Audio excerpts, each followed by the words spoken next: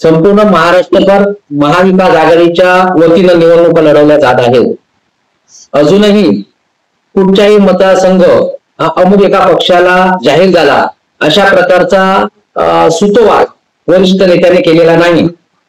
ह्या मतदारसंघासंदर्भात माननीय पक्षप्रमुख आणि महाराष्ट्र राज्याचे माजी मुख्यमंत्री उद्धव साहेबांनी आमच्या सर्व प्रमुख पदाधिकाऱ्यांची बैठक घेतल्यानंतर या मतदारसंघाचा आढावा घेतला आणि हा मतदारसंघ हा शिवसेनेला मिळालाच पाहिजे. गेली 2 टर्म ह्या ठिकाणी शिवसेनेचे आमदार आहेत. जरी मागच्या 2.5 वर्षामध्ये फुटीच्या राजकारणामधून जरी बाहेर पडले तरी इथला जो मतदार आहे ह्या मतदाराने ह्या ठिकाणी शिवसेनेला निवडलेलं होतं आणि पुन्हा एकदा हा मतदारसंघ शिवसेनेलाच मिळाला पाहिजे हा आमचा आग्रह आहे आणि हा मतदारसंघ शिवसेनेलाच मिळणार आहे हे आमचं ठाम मत आहे.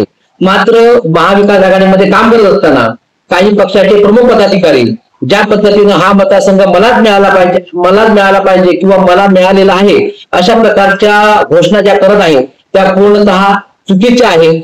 आम्ही एक संघ आहोत. जो काही वरिष्ठ पातळीवरती निर्णय घेतील तो आम्हाला मान्य आहे. मात्र गेली 2 टर्म ज्या पक्षाकडे ह्या ठिकाणचे आमदार आहेत त्याच पक्षाला ह्या ठिकाणी उमेदवार दिला जाणार आहे आणि खऱ्या अर्थानं महाविकास आघाडीच्या वरिष्ठ नेत्यांच्या बैठक झाली तर ज्या ठिकाणी ज्या पक्षाचा आमदार आहे त्याच पक्षाला त्या ठिकाणचा तिकीट हे दिलं जाणार आहे. दुसऱ्या पक्षाला कुठेही संधी त्या ठिकाणी दिली जाणार नाही अशा प्रकारचा फॉर्म्युला आहे.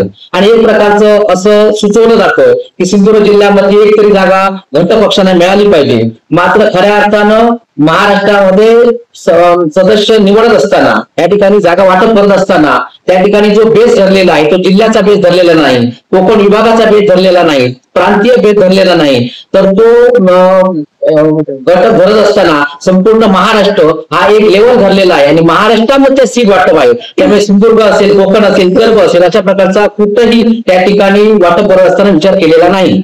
समजा हे केल्याप्रमाणे समजा ही सीट राष्ट्रीयला सुटली तर तुमची जिल्हा प्रमुख काय म्हणतात या ठिकाणी तुम्हाला तुमच्या माध्यमाने मी सांगू इच्छितो कुठच्याही परिस्थितीमध्ये इथली जी जागा आहे ही शिवसेनेला मिळणार आहे. मात्र आपण जो प्रश्न विचारलेला आहे की या ठिकाणी काम करत असताना महाविकास आघाडी पण जो काही वरिष्ठ नेते निर्णय देतील तो आम्हाला मान्य असेल. या ठिकाणी आमच्याकडे 5 उमेदवार आहेत. बलाढ्य तुम्ही कशावरून समजता हे मला माहिती नाही. बलाढ्य जर ते असले असते तर ह्या जिल्ह्याचे ह्या मतदारसंघाचे प्रश्न सुटले असते. आजही साधा जर अपघात झाला, पाय जरी फ्रॅक्चर झाला तरी बलाढ्य असणाऱ्या मंत्र्याच्या मतदारसंघाच्या त्यातल्या रुग्णाला गोळ्याची वाट धरावी लागते. म्हणजे ते किती बलाढ्य आहे हे तुम्हाला यावरून कळतं. या ठिकाणी कुठच्याही प्रकारची रोजगाराची संधी ज्याने उपलब्ध करून दिली नाही. या ठिकाणी जर 200 रुपयाची मजुरी करायची असेल तर सुद्धा त्या ठिकाणी गोळ्याची वाट धरावी लागते. तर तुम्ही कशावरून बलाढ्य ठरवता हे मला माहित नाही. मला एक गोष्ट माहिती आहे या ठिकाणी माहिती आहे की ह्या ठिकाणी सावंतवाडी विधानसभा मतदारसंघाला ह्या ठिकाणी राजघराण्याचा एक वारसा आहे. संस्थानिकांचा हा मतदारसंघ आहे. मला खात्री आणि विश्वास आहे ज्या व्यक्तीवर गेली 15 वर्ष ज्याने विश्वास ठेवला आणि विश्वासाला तडा दिला तो मतदार पुन्हा यांना अजिबात स्वीकारणार नाही. आणि तुम्ही जो बलाढ्य म्हणता त्या नारायण राणेला सर्वसामान्य शिवसैनिक वैभव नाईक सारख्या प्रामाणिक शिवसैनिकांनी पराभूत केलं. तर ह्या जिल्ह्यातली जनता कधी काय करेल हे सांगता येणार नाही. आणि मध्यंतरी दीपक भाई केसरकर बोलले होते की मी माझा वारस शोधत आहे. मला आता राजकारणामध्ये रस नाही. आपल्याच मीडियाच्या माध्यमातून खऱ्या अर्थानं आम्हाला ते वाचनात आलेलं होतं. पण गेली 10 वर्ष आम्ही ते एकत्रित काम करत असताना त्या ठिकाणी आम्हाला बरोबर घेऊन त्यांनी काम केलेलं आहे.